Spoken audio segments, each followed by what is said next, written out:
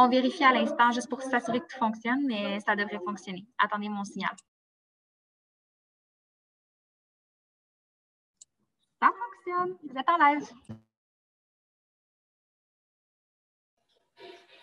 So when you're ready, you can start.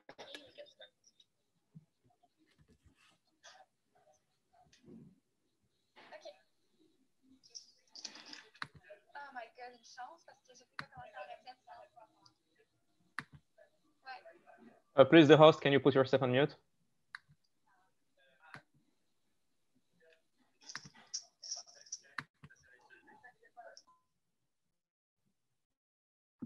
All right, can we start?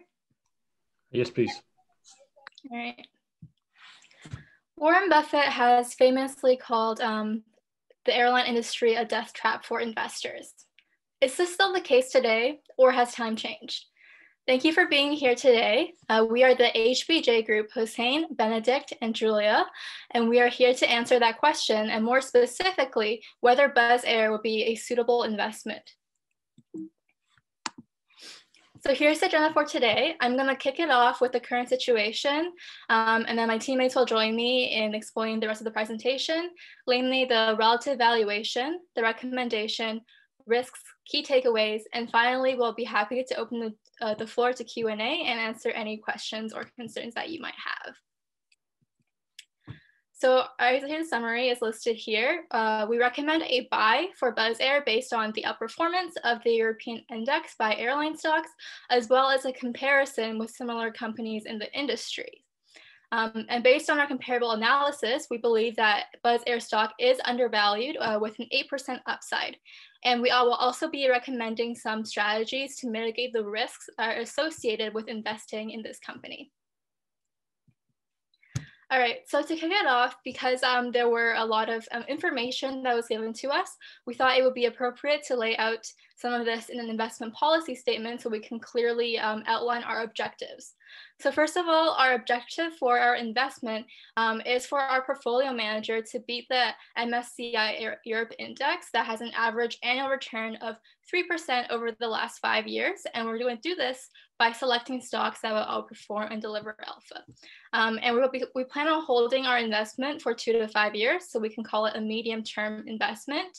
Our liquidity needs are low, and based on our investment objective, as well as our current fund, we believe that both the ability and the willingness of this portfolio manager to take on risk are fairly high.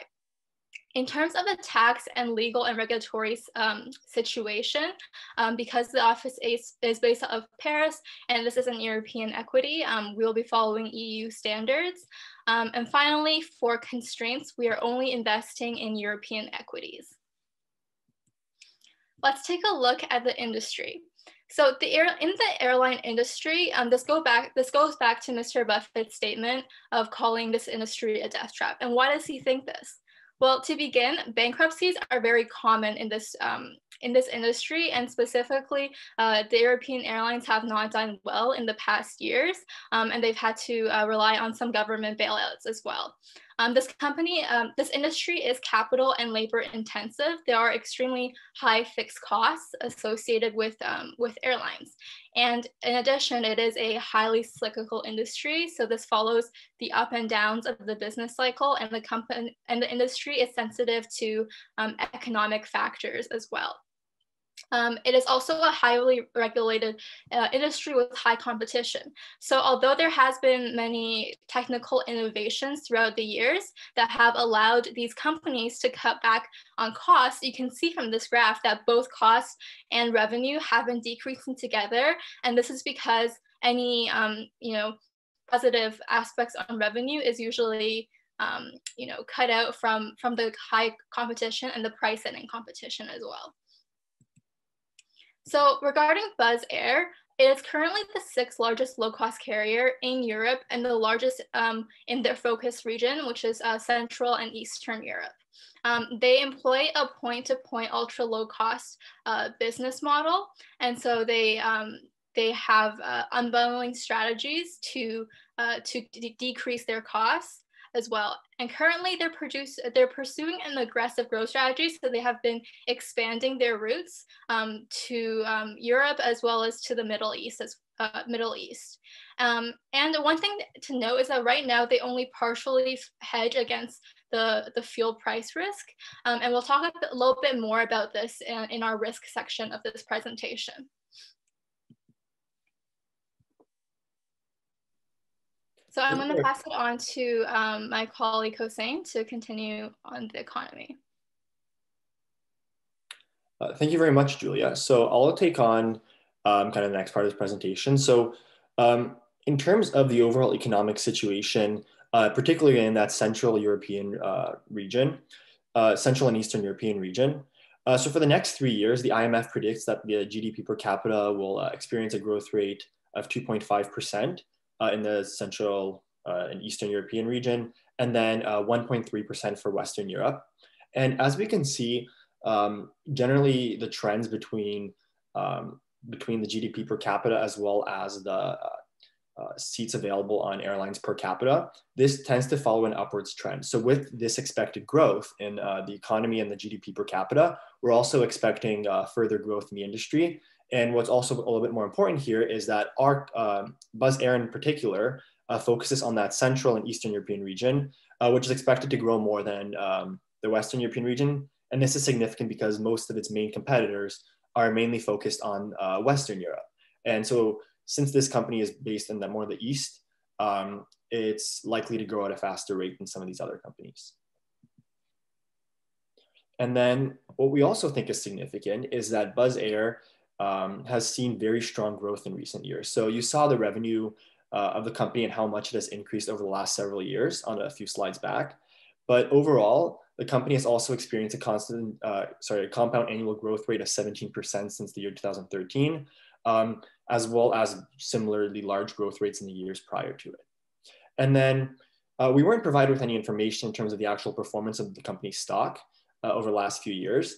But when we look at the stock of the company's most similar competitors, so in this case, Ryanair, EasyJet, and Norwegian Airlines, these have also consistently outperformed the market over the last few years. So we see that the average annual return of Buzz's main competitors has been around 34.5%, which is much, much larger than an average annual return of European equities over the same time period. And so basically, the average annual return of the competitors is based on the return of these three stocks. And then we found this value for the annual return of European equities based on the FTSE 100, as well as the European Stocks 50 index. So therefore, we see there's a very, very large gap between the airline industry or like similar low-cost carriers and the overall European equities. Therefore, based on this alone and over the last few years' performance, it seems like European equities European low-cost carriers are performing very strongly in the markets. And then I'll pass it on to my colleague Hossein for the relative valuation. Thank you, Benedict. Now, Mr. Marcel, you were wondering, you asked us if we could do a relative valuation for a Buzz Air stock. And when talking about relative valuations, it is important to know that there is, of course, comparables and precedent transactions. So given the information that we were provided, doing a comparables seemed more suitable for this occasion.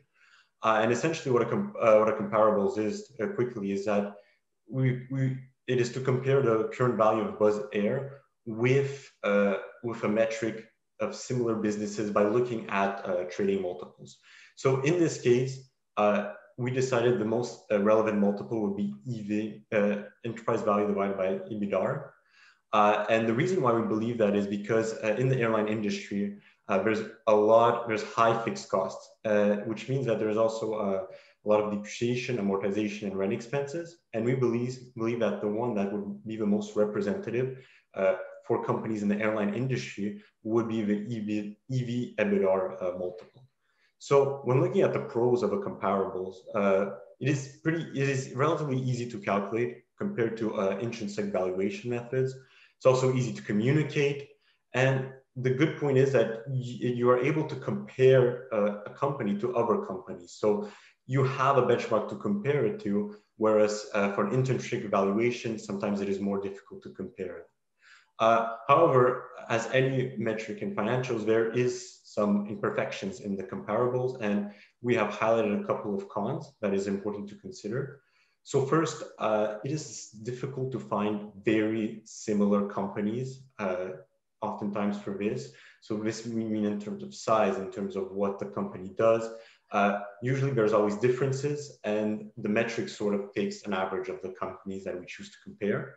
And also there's an underlying assumption that the companies that you are comparing Buzz-Air to are fairly priced, of course.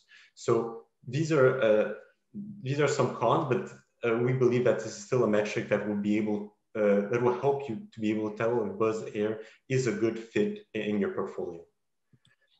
So moving on, in order to do a comparables, it is important to come up with key assumptions.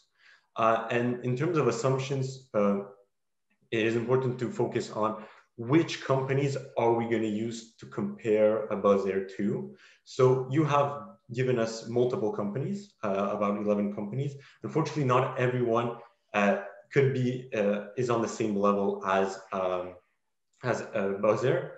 So here we looked at two main aspects. So first, we want to see if the company had a similar product. And what we're really talking about here is low-cost carriers. And if the company had a similar market, so if there was any route overlap. So as you can see on this table, we can see that there are a couple that do overlap, that do match both of the indexes. But then there are a couple of companies like Air France, for instance, that are more in the more prestige, or the more in a different sector than the low-cost carriers. And on the same side, there are some companies that are a low-cost carrier, but are not in Europe, and are American-based companies. So we believe that the market is significantly different for us not to include that in the companies that we compare it to. So out of this table, we decided to really focus on Ryanair, EasyJet, Pegasus, and the Norwegian, as we believe these are the best companies to compare the company to. Okay, so and here we have the data that we actually use to create our valuation or our comparables valuation. So first, we were provided with EV over EBITDA, with EV over EBITDA data for these 4 airlines, as well as the PE ratio for these airlines. And then from these, we were able to find the median of both the EV over EBITDA and the PE ratio. And then based on the EBITDA of Buzz-Air, as well as the earnings, as well as the book value liabilities, which are significant in this case because in the data that we were provided with, the enterprise value was defined as the market capitalization plus the book value of liabilities.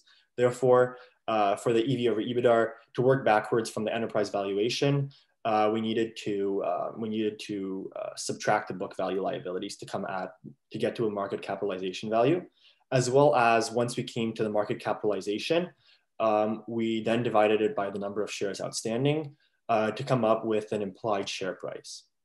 So as you can see on our next slide, the recommendation is that to purchase the stock, since we found that the implied share price based on the EV over EBITDA metric was 16.28 €. And this is the one that we thought was the most significant, but we also calculated the implied share price based on the PE ratio, just because you might as well look at another metric to just to kind of like ensure that there's no like large discrepancies there. And although this produced a slightly smaller value, it was still represented an upside from the current share price of €15.14. So overall, we found that there was an 8% upside according to the comparables valuation. And that's why we recommend to buy. And so this is kind of like this kind of further attests what we stated before in terms of the overall strong performance of airlines in the airline stocks in recent years overall. All right, so as with any investment, there are always risks associated with it. So today we're going to identify 4 risks as well as some mitigants. So specifically, we'll talk about fuel price risk, foreign exchange, cyclical, as well as economic uncertainties. So I'm just going to begin with economic and geopolitical uncertainties.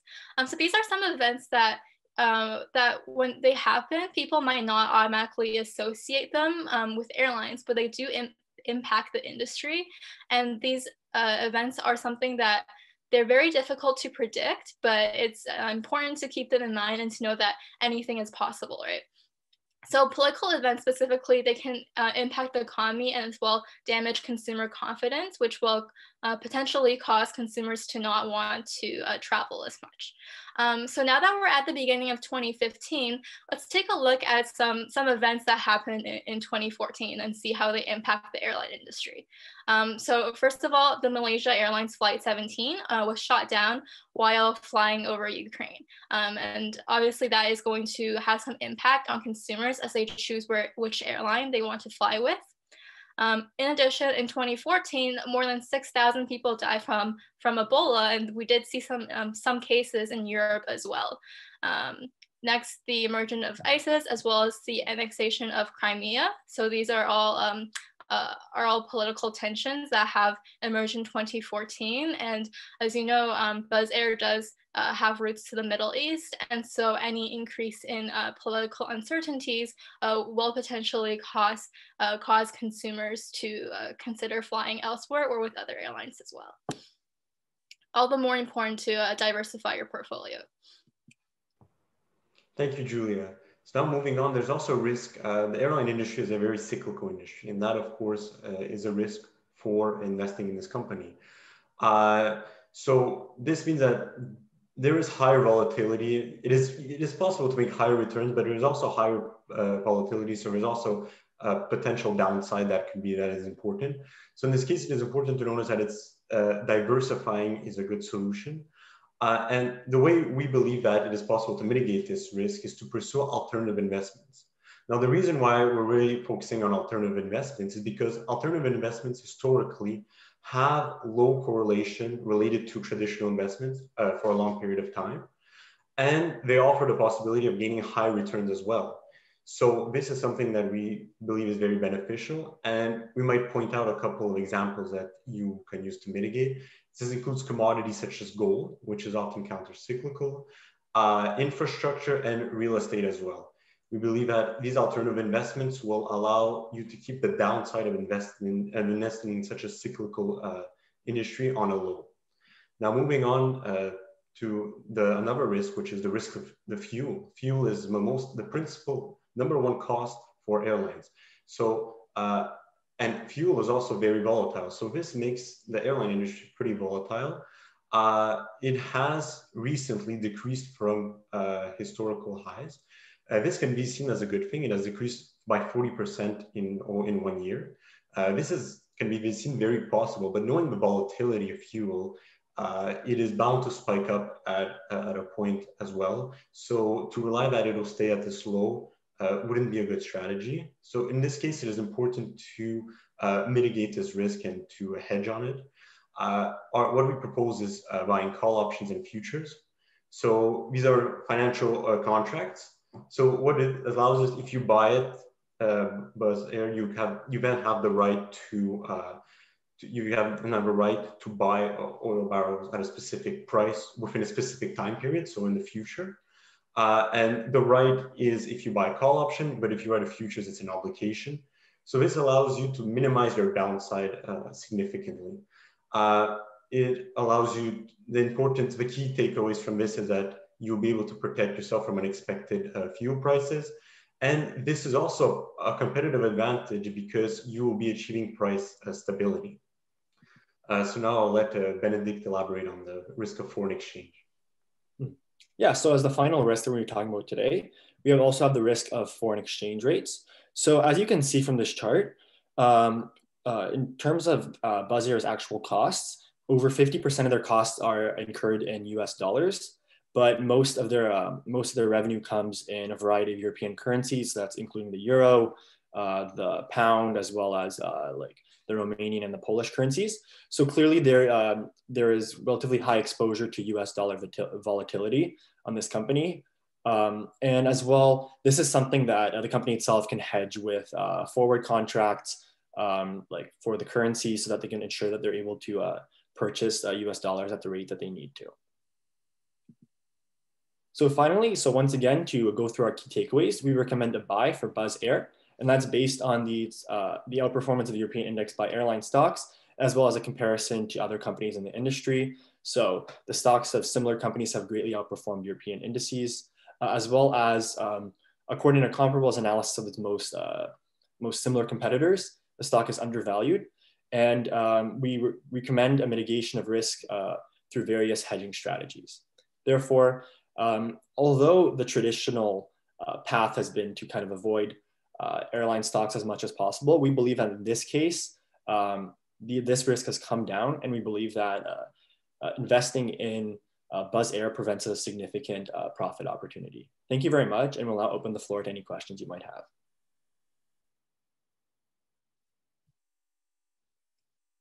So the 10-minute question will begin now. Yes, thanks. I'll start with the questions. I'm not sure in the risks if you discussed the competitors, and one of the things that came to my mind reading this case is whether Ryanair, for example, could easily enter the market and take their lunch, so to speak. Is that a risk that you're considering, and what do you think about this risk and going forward? So in terms of the risk of competitors in general, we have considered that. We didn't put it as one of like the largest risks out there. So the thing is that our company has already, Buzz Air has already been around for 12 years at this point. And during that time, Ryanair has already kind of operated some relatively similar routes along with Buzz Air. So although definitely the competition with Ryanair is something that exists, something to be taken into account, we don't think that Ryanair seems to just kind of like turn their focus to that market as opposed to the situation right now. But I think it's definitely something that that they have to take into account at least slightly. But overall, considering the growth of our airline, or considering the growth of this airline, the larger it gets, the smaller this the chance of Ryanair completely like the chance of Ryanair outcompeting it should be. Okay, and one more question perhaps on, you discussed briefly the fuel and some of the risks associated with that. Given that this is an investment decision for a big portfolio manager, how can he manage that risk within the portfolio? So this is an excellent question. So the portfolio management, when he will purchase stocks from Airbus, if the portfolio management will purchase stocks from the Buzz Air, then he will have the stock in his portfolio. And essentially, if the price of fuel, the cost of fuel rises significantly, the price of the share of Buzz Air will tend to go down. And this is not positive for the portfolio management. So if the portfolio manager himself can invest in options, in call options, this will allow him to. Sorry, Hussein, I'm just going to interrupt you. I meant within the mandate of what the portfolio manager is allowed to do. Let's assume that they're not allowed to use derivatives. Assuming they are not allowed to use derivatives. The portfolio, in terms of fuel, he will have to. Okay, so in terms of fuel, if he doesn't have the right to use derivatives, then it's important to invest in industries that are more counter-cyclical to fuel traditionally. This will allow him to gain a certain diversification on the price of fuel, and this will allow him to have the knowledge that he has stocks that even though the stock of the airplane might go down, these stocks might go up. So this will balance out, and it's a diversification strategy in this case. Okay, so taking that into account, would you say that the fuel risk is perhaps not as important for us or for Monsieur Marcel Marteau, who has a large portfolio with some of the big oil companies in it, would you then change your mind about risk, fuel risk as a main risk?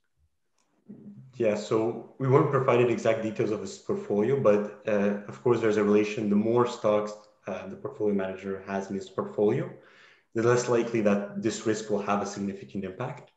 So of course, if he's managing a big asset, he's managing a big asset company.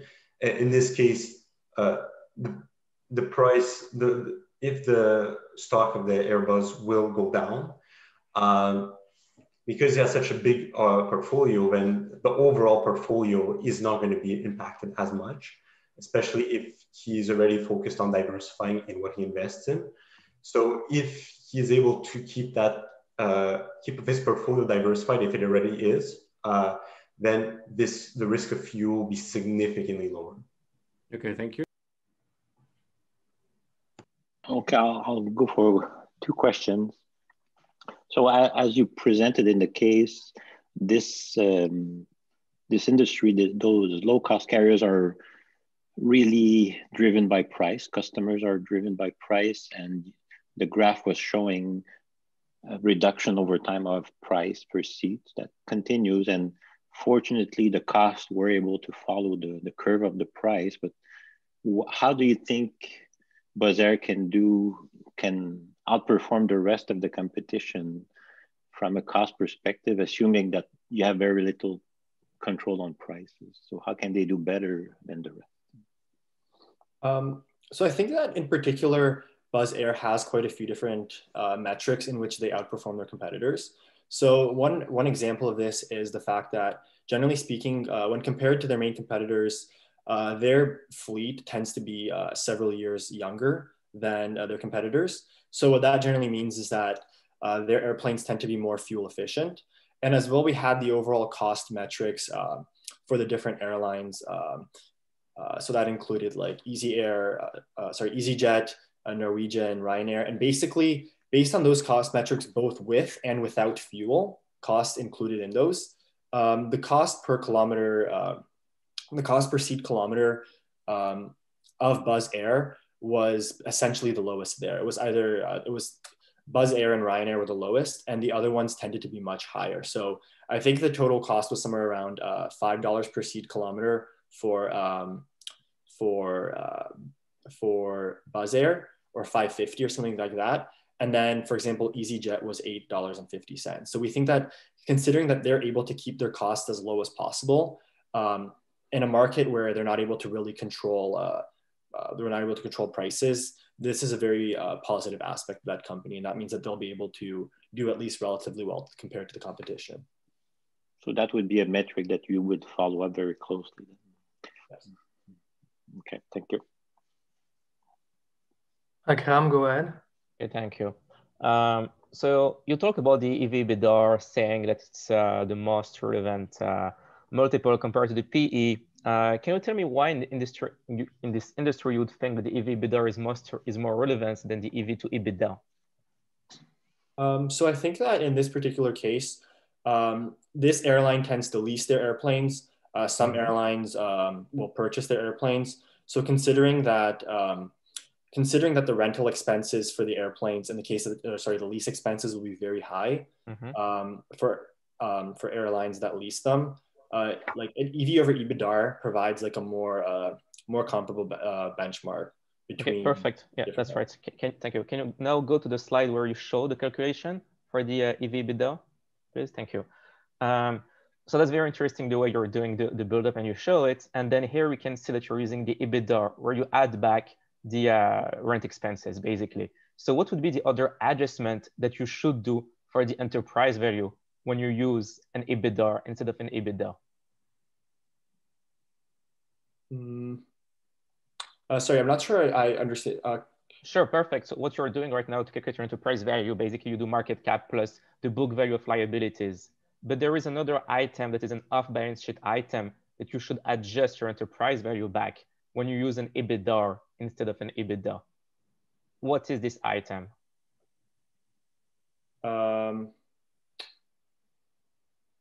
It's related to the first answer that you gave, to the first question I asked you.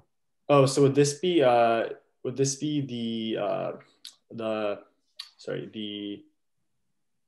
value of the asset? The value of the leases, yeah, exactly. The value of the leases, sorry, yeah. And why? Why it would be why you should add it back to the enterprise value?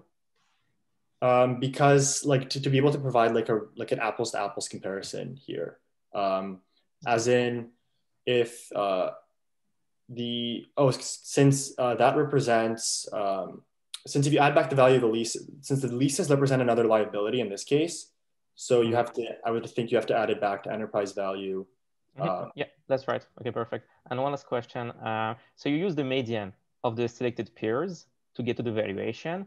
So basically you're saying that the company, like its valuation based on the market comparable methodology, they should trade in line with the peers. But why not they should trade at like a higher or lower multiple than their peers? What's your view on that? So in this case in particular, we followed kind of like the more standard comparables approach where you take either the average or the median of the competitors. In this case, like we do believe that they should be trading at a premium to this, but like the way that we interpreted the instructions in the case or in the case files was to conduct like a standard comparables valuation, which generally uses median or average.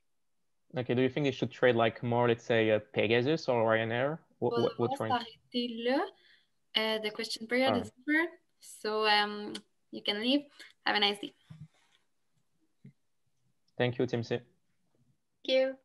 Thank you very much. Thank you for hearing us. Thank you.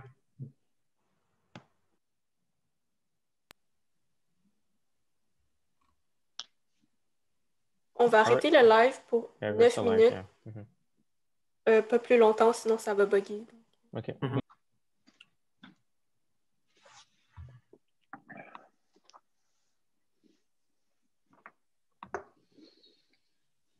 Êtes-vous prêt qu'on vous amène là, les autres participants? Oui, s'il vous plaît. Good. Oui.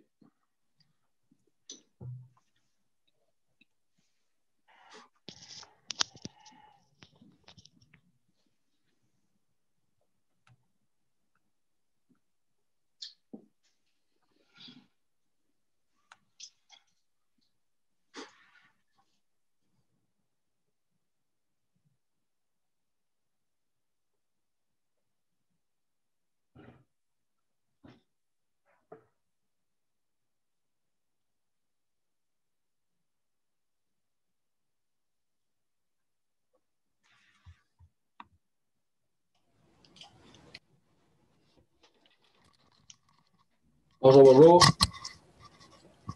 Bonjour, juste vous renommer avec la lettre de votre équipe. Absolument.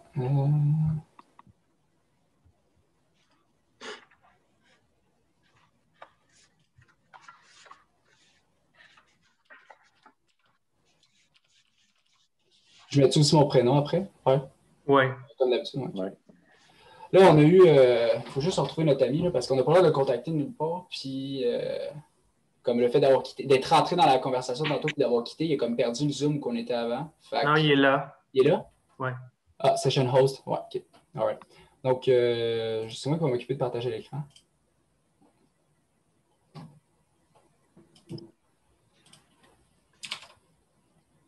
All right. Simon, es-tu là?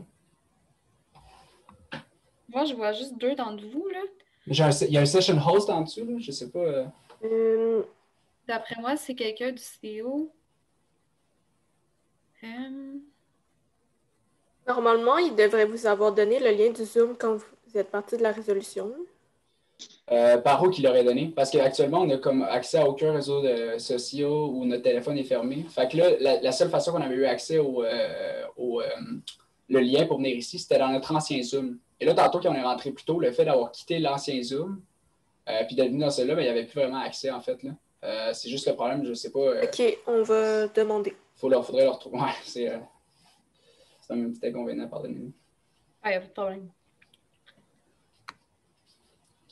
C'est trop tôt, c'est bon? J'ai vraiment jinx l'après-midi, moi. Mais là, c'est parce qu'on est sur le Zoom Event. C'est pas la même chose, donc des fois, on a de la misère avec les accès. comment ça allait le flow avec les autres? Ça rentrait-tu bien ou c'était tout le temps un petit peu compliqué? Avec le live, c'est plus compliqué un petit peu parce qu'il faut sortir du live puis se remettre dans le live. Matin, on n'avait pas vraiment de live, fait que ça allait un peu mieux. Mais somme toute, ça va bien. Là. C'est pas, on n'a pas de retard, mettons.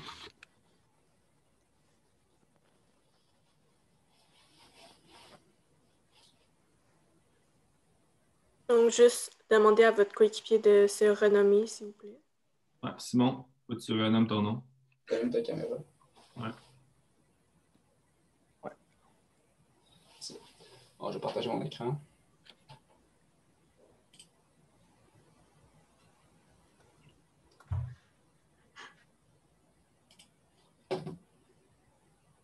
Et voilà.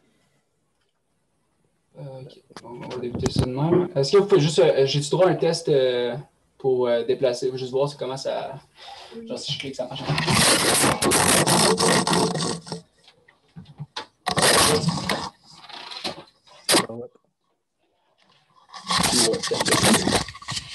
Attention à ton micro, Justin. Unmute-toi.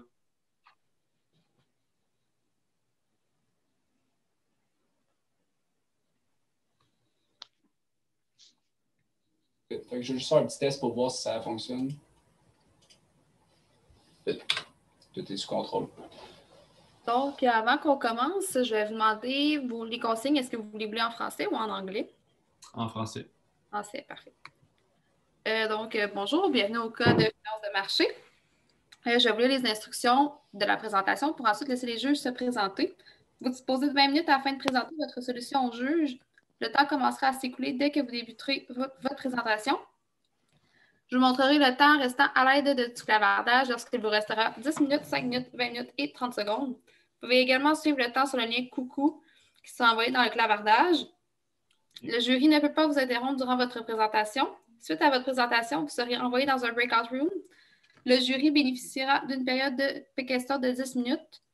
Afin d'éclaircir certains éléments de votre présentation, veuillez noter que lors de la période de questions, si un membre de l'équipe est en train de parler lorsque le temps est complètement écoulé, il est autorisé à terminer sa phrase. Je vais laisser les juges se présenter. Par la suite, vous pourrez débuter. Juste pour vous dire, on ne vous enverra pas dans un breakout room finalement, vous allez rester dans le même live. Merci. Parfait. Maxime Bertrand-Gilbert, je suis associé à l'investissement chez Claridge, le family office de Stephen Brofman. Bonjour, moi c'est Akram Ben-Sherif, je travaille en investment banking à Green Hill & Co. Bonjour, Valérie Sokolowski, prof de finance, HEC Montréal. Bonjour, Sylvain Boucher, chef service financier chez Air Canada.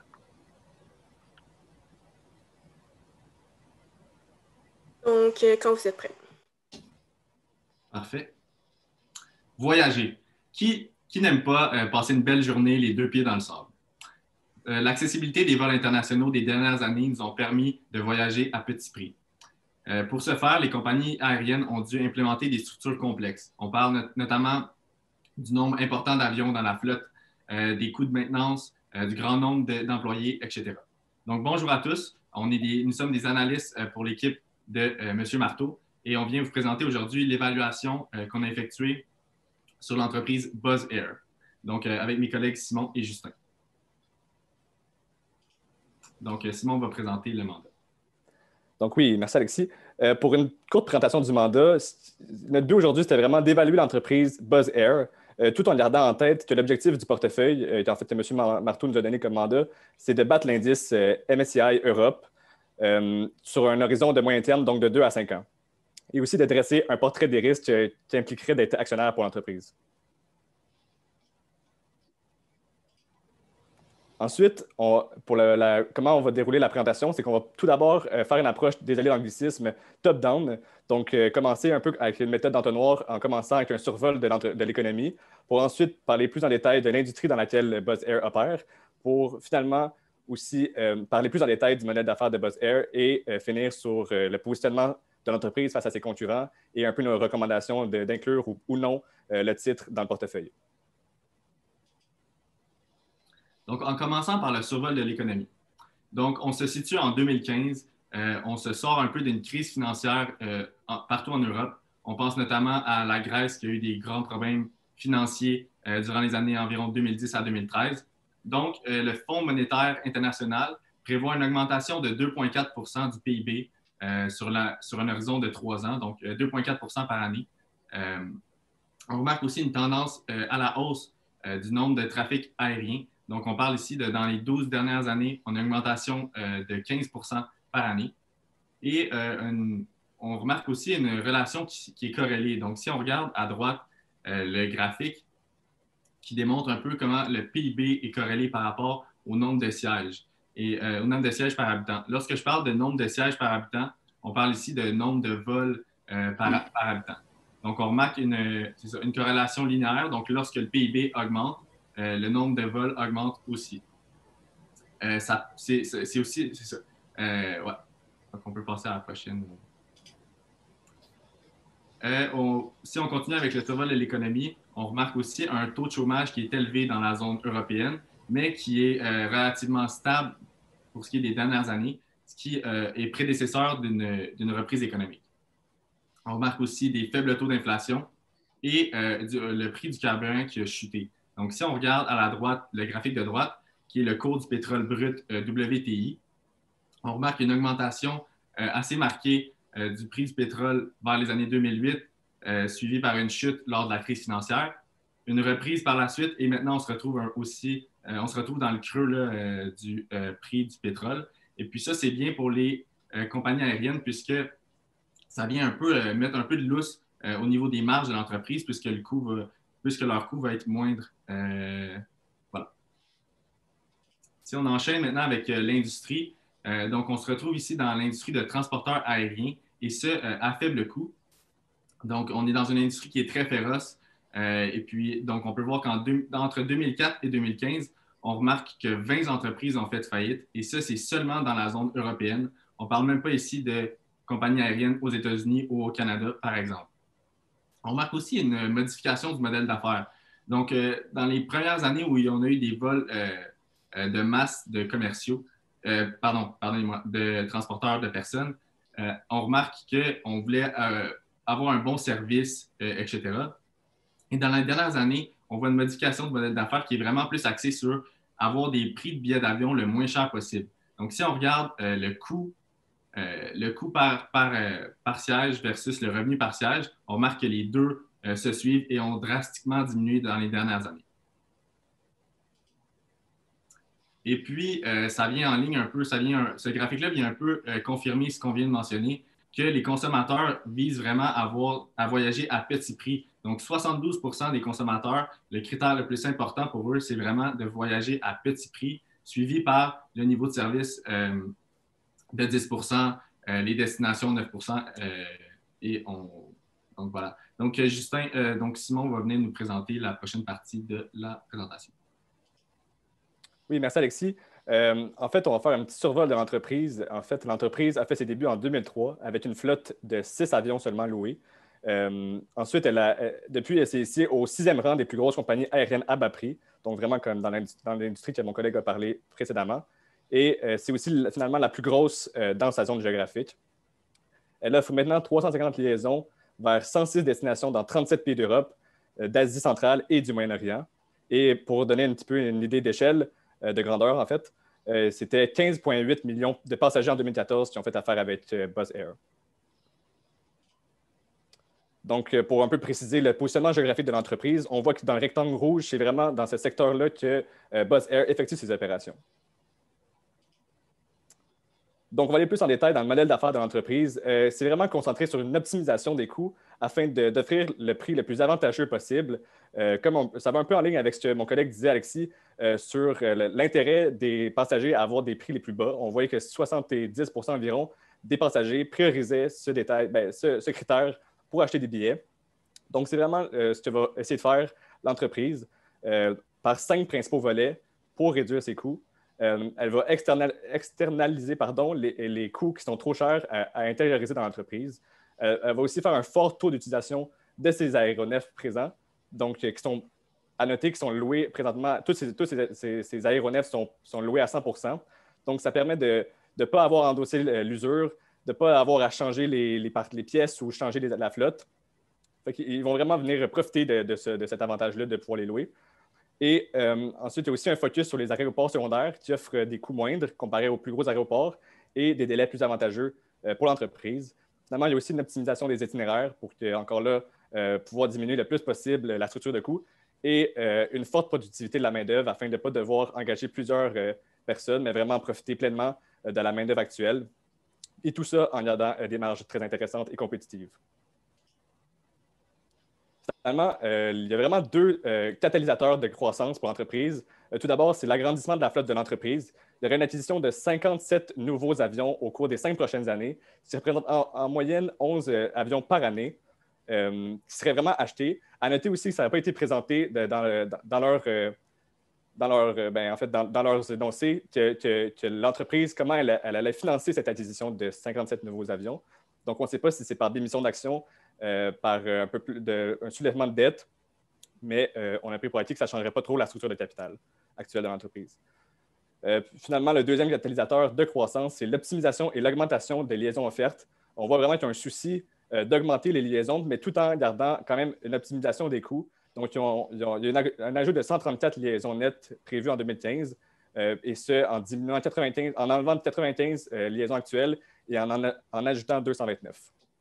Finalement, les principaux risques de l'entreprise et les risques qu'on encourait si jamais on devenait actionnaire de l'entreprise, c'est que tout d'abord, il y a un délai entre la réception du service vendu et du coût associé. Ce que je veux dire par là, c'est que quand le passager va devoir acheter son billet, on va recevoir cet argent-là souvent à la même date que le passager l'a acheté, mais le coût associé à ce vol-là peut aller des fois 3 mois, 6 mois, voire plus tard que l'achat du billet.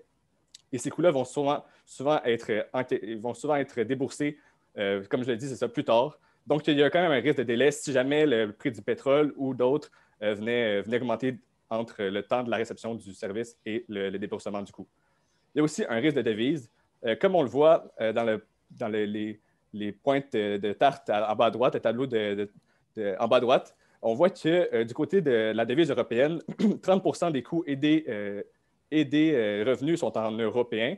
Donc, de ce côté-là, ça va. Où ça pose problème, c'est vraiment du côté de la devise américaine. On voit que 50% des coûts sont engendrés en devise américaine et probablement moins de 10%, on n'a pas le détail, mais probablement moins de 10% les revenus ne sont pas en américain. Donc, il y a vraiment des appareillements que si jamais le taux de change devenait défavorable pour eux, donc le taux de change américain-européen devenait désavantageux, ça pourrait vraiment venir jouer sur les marges et peut-être diminuer la croissance de l'entreprise. Et ça n'a pas été mentionné non plus s'ils prenaient de la couverture, cette devise-là. Donc, on ne sait pas. On a pris pour acquis qu'ils n'en prenaient pas. Donc, c'est un risque de plus. Il y a aussi un risque lié à la fluctuation du prix du baril de pétrole. Donc, ils nous ont dit que la moitié de leur consommation de pétrole était couverte. Et ouais, c'est ça, était couverte. Mais ça permet quand même justement de baisser la volatilité du prix et de leurs coûts associés à ça. Et aussi de profiter d'une baisse du cours de l'action si jamais elle se présente. Cependant, comme Alexis, mon collègue, l'a dit, nos prévisions économiques sont qu'il y aura une reprise économique dans le moyen terme, qui était notre mandat, donc de 2 à 5 ans, et ça viendrait augmenter, selon nous, le prix du baril de pétrole. Donc, ça pourrait, vu qu'ils sont juste couverts à la moitié, ça pourrait venir un peu impacter leur marge et impacter leur croissance. Et finalement, le dernier risque d'entreprise, c'est une entreprise cyclique et très saisonnier. Donc, quand l'économie va moins bien, l'entreprise va moins bien et c'est aussi dépend beaucoup des vacances et des saisons dans l'année. Aussi à mentionner que justement, si on devait inclure le titre en portefeuille, il faudrait s'assurer qu'il y a quand même une diversification du côté de la cyclicité avec le reste du portefeuille. Donc, je vais laisser la parole à mon collègue Justin qui va vous parler un peu de l'évaluation d'entreprise relativement à ses concurrents. Merci, Simon. C'était bien important de comprendre ces enjeux-là, en fait, le contexte économique dans lequel se déroulait, en lequel opère l'entreprise et aussi de bien comprendre, en fait, les aspects fondamentaux de l'entreprise pour ensuite avoir une meilleure vue au niveau quantitatif et de se tailler une opinion sur les prévisions dans les prochaines années. Donc, la façon qu'on va évaluer l'entreprise, c'est avec une évaluation relative qui est, selon nous, très adéquate concernant l'objectif de M. Marteau de faire de la valeur ajoutée et de générer de l'alpha afin de battre son indice. Donc, comment on va faire ça? On va regarder au niveau de la croissance, de la rentabilité ainsi que la santé financière de l'entreprise pour ensuite observer son positionnement avec ses pairs afin de bien justifier, voir si le multiple actuel auquel il se trade est bon ou, disons, sous-évalué. Et finalement, on va pouvoir ensuite de ça déterminer le prix de l'action et donner avec ça notre recommandation d'inclure ou non au portefeuille de M. Marteau la compagnie BuzzAir. Donc, sans plus attendre, on peut regarder au niveau de la croissance entreprise avec le tableau en haut, l'évolution des ventes, soit en termes de revenus de passagers, de autres revenus, et en la troisième ligne, les revenus totaux. En fait, les autres revenus, juste à titre informatif, c'est vraiment des services connexes avec les vols qu'ils offrent. Donc, on peut parler de nourriture, de gestion des bagages, etc. Bref, ce qui est important à comprendre ici, c'est que les ventes ont bien cru au courant des dernières années. Donc, de 2011 à 2014, on observe dans le graphique en bas à droite une excellente croissance des ventes. Et suite avec ce qu'on a bien l'analyse de mes collègues, on peut voir qu'il y a plusieurs catalystes actuellement, soit au niveau interne, donc l'agrandissement de la flotte, ainsi qu'avec les belles perspectives économiques des prochaines années, on pourrait croire qu'il va continuer à avoir une croissance dans les prochaines années. C'est d'ailleurs ce que les estimés qui nous étaient donnés pensent que les ventes vont continuer à croître d'environ 22 % pour l'année 2015. Si on se tourne vers la rentabilité maintenant, le tableau en haut nous démontre 3 ratios différents de rentabilité. Donc, on a d'une part la marge d'exploitation, la marge nette et la marge EBITDA. Le EBITDA, c'est un peu moins commun là, que les deux autres ratios au-dessus, mais il est important de le regarder en fait parce que ça inclut en fait les charges locatives que les avions ont à payer et c'est généralement des grandes charges qu'il a fait parce que ils ne détiennent pas tous les avions avec lesquels ils font affaire. Ça va être souvent des contrats de location qu'ils vont devoir avoir. Donc, c'est important de regarder cette mesure-là pour voir leur capacité à générer des flux monétaires afin de supporter leur contrat de location. L'important qu'on peut voir dans le graphique en bas, en fait, c'est que les marges ont réussi à croître à travers toute cette belle croissance-là des ventes. Donc, même si les ventes continuent à croître, ils sont capables de minimiser leurs coûts et de rationaliser en fait leurs marges. Donc, la croissance ne les tue pas en fait. Donc, c'est positif pour l'entreprise et on garde ça en tête au courant d'évaluation du multiple. On pourra sauter à la santé financière. C'est important. Oui, des ventes, c'est bien. Une croissance, c'est bien, mais il faut aussi voir si la compagnie est en belle santé et qu'elle va avoir une belle capacité de remboursement pour faire face à différents inconvénients dans le futur. Donc, on peut voir dans le tableau ici le ratio d'endettement, donc simplement notre passif total sur l'équité pour avoir une légère idée de la structure en capital de l'entreprise. Et j'aimerais amener votre attention, en fait, sur l'année 2011 qui semble un peu un chiffre exorbitant comparé aux autres données. On peut voir un chiffre de 36. Et en fait, ça s'explique simplement par le fait qu'à l'époque, l'entreprise était à perte et elle n'avait même pas de bénéfices non répartis. Donc, ça faisait que l'équité était très faible et ça l'a gonflé anormalement le ratio. On peut voir ensuite de ça, ils ont commencé à faire des gains et que le ratio commence à augmenter et a même diminué, ce qui est relativement positif car ça diminue notamment le risque de l'entreprise. Le ratio en dessous de dette long terme sur équité, c'est en fait simplement la dette qui porte intérêt de l'entreprise pour avoir vraiment une vue plus réaliste de les engagements financiers que l'entreprise a avec des banquiers et ses prêteurs, disons. Donc, on peut voir qu'initialement, encore une fois, le ratio est gonflé et non valable, disons. Mais ensuite de ça, ce qu'on peut observer, c'est vraiment une diminution de ce ratio-là qui est très faible même.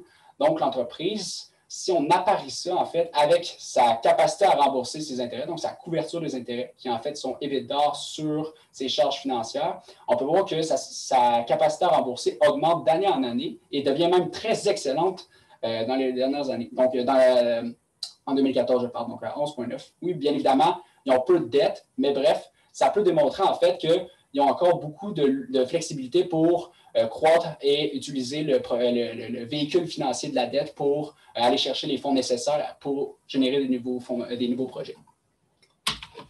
Si on se tourne vers la comparaison, gardons en tête que Ryanair et EasyJet sont les comparables les plus près en termes géographiques et je dirais d'offres de services. Donc, ça va être les comparables qu'on va regarder de plus près.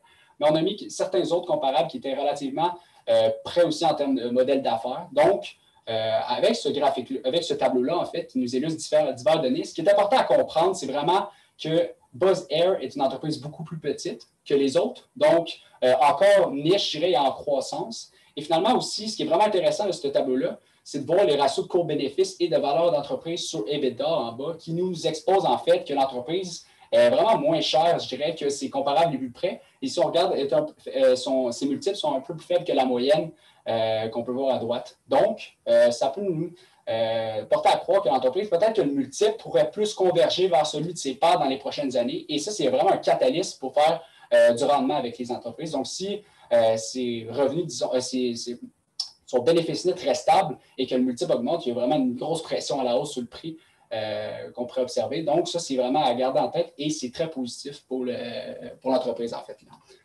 Donc, en ce qui est de l'évaluation, le tableau ici, ce qu'il nous démontre, en fait, c'est, vous pouvez voir au milieu, le bénéfice par action qui nous est donné comme prévision de 1,19.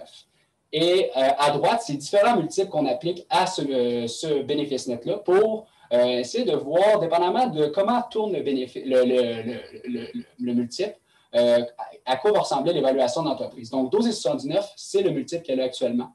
Et aussi, ce qu'on a fait, c'est qu'on a apporté une variation au bénéfice par action de moins 5 moins 10 et à l'inverse, plus 5 plus 10 pour avoir une idée moins étroite avec une seule prévision. Donc, ce qu'on peut comprendre avec notre contexte économique ainsi que notre analyse fondamentale, c'est que l'entreprise risque d'avoir plus de croissance et aussi l'industrie dans laquelle elle se retrouve va avoir aussi beaucoup de croissance. Donc, ce qu'il faut retenir de ça, en fait, c'est que l'entreprise va sûrement plus se retrouver dans une situation vers le côté bas et droit du tableau. Donc, on peut voir que tous les prix sont relativement en vert et ça veut simplement dire que le prix est au-dessus de ça, de sa valeur actuelle. Donc, ça voudrait dire que le prix actuellement est sous-évalué et qu'il y a beaucoup de scénarios différents qui pourraient se produire et qui pourraient être favorables pour l'action. Donc, je passe la parole à mon collègue Alexis pour notre recommandation. Ce qui nous amène à notre recommandation. Donc, comme mentionné Justin, selon nos prévisions, le titre est sous-évalué. Donc, on recommande d'acheter le titre. Et les points forts de Buzz Air, en fait, c'est ses perspectives de croissance. On est aussi dans une situation de reprise économique. Donc, qui dit reprise économique dit augmentation du nombre de vols et du PIB. Aussi, on a remarqué une très belle performance en période de précarité économique historiquement comparé à ses compétiteurs. On a aussi remarqué une excellente croissance des ventes. Et puis, Buzz Air est très bien positionné face à ses compétiteurs. Donc, pour l'ensemble de ces raisons-là, on recommande d'acheter le titre. Donc, merci de votre temps et de votre écoute. Donc, on est maintenant ouvert à la période des questions.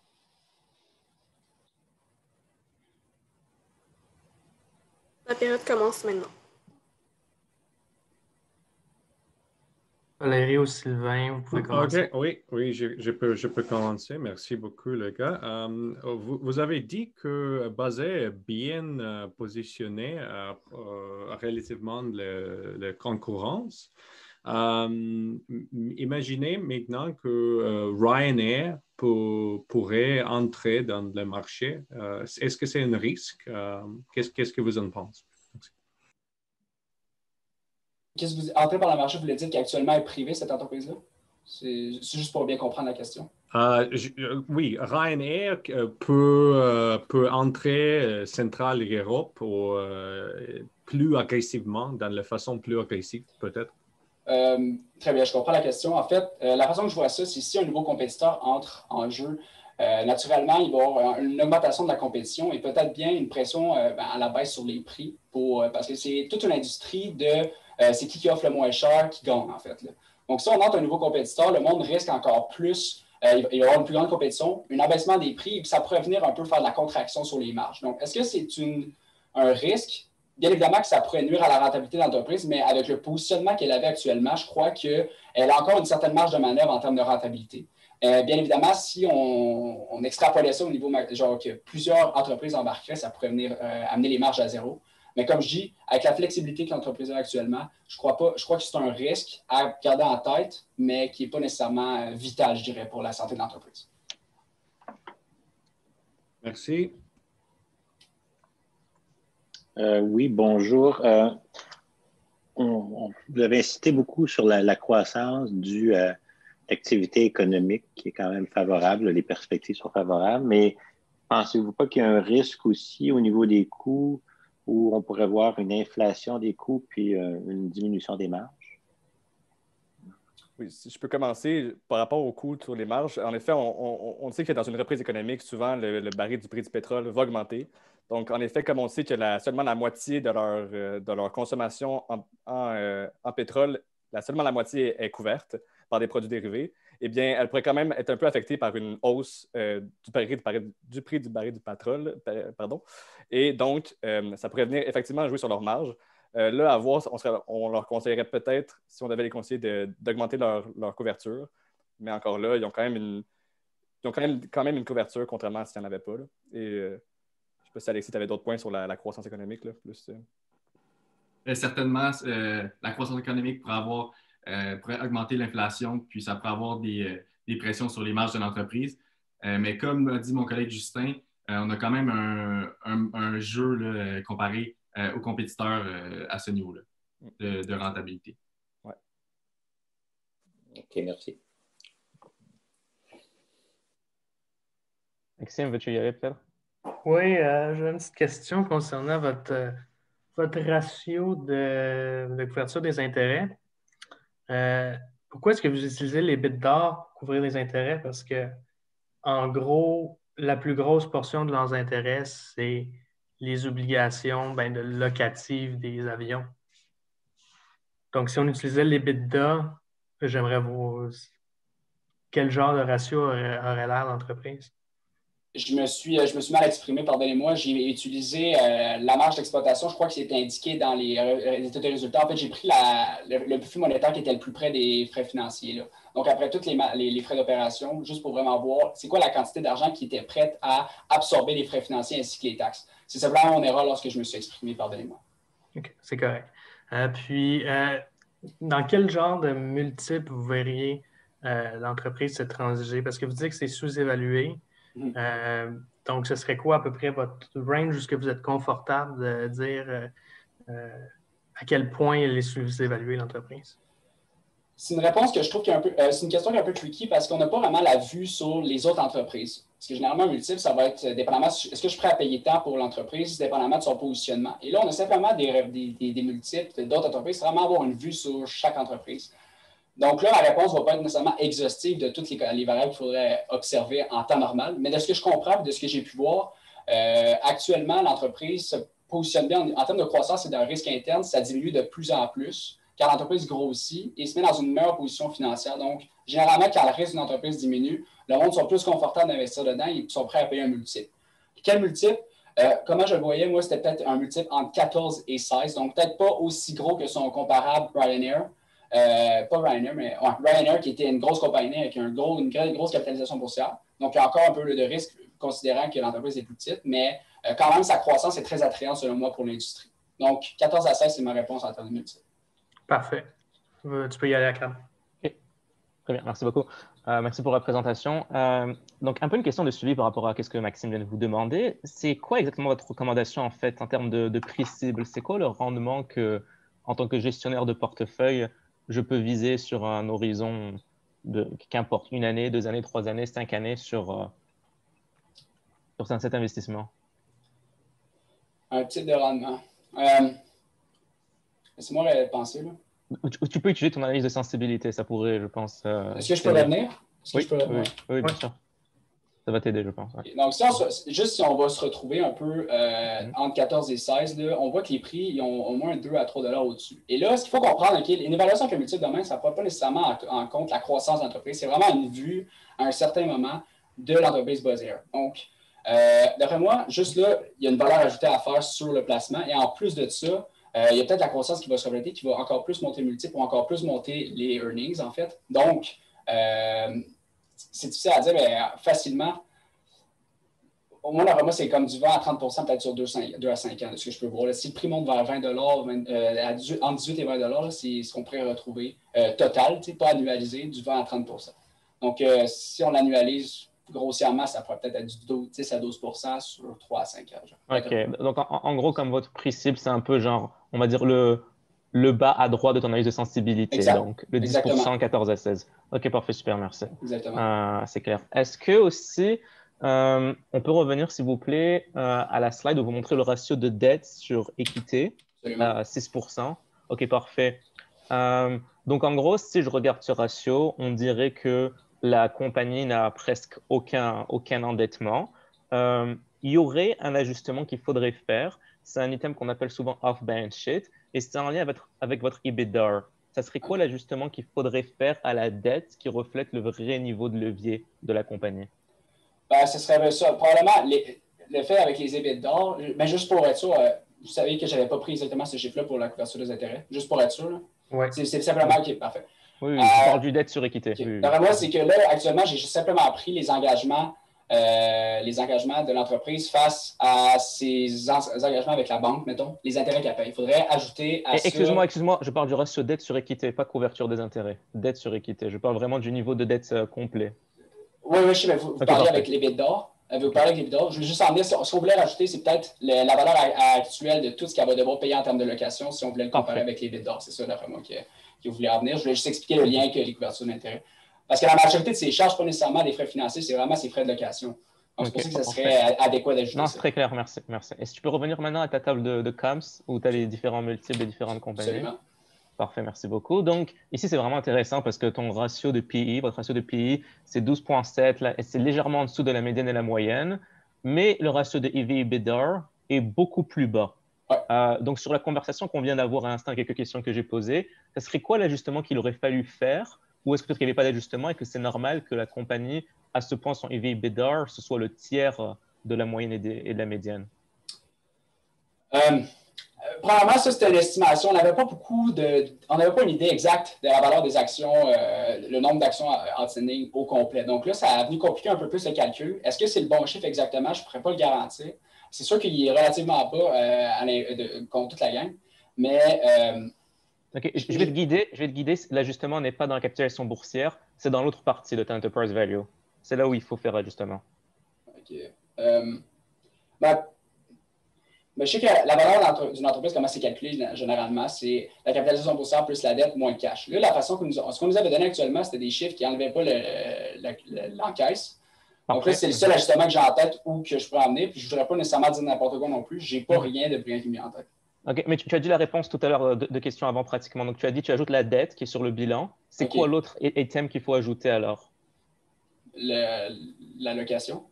Exactement, c'est ça, capitalisation. Et après, tu aurais donc certainement multiple plus en ligne avec les autres. Ça augmenterait en fait la valeur, le multiple sûrement. Là.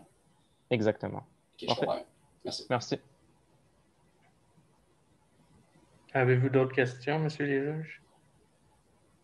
La période de questions va être terminée. Donc,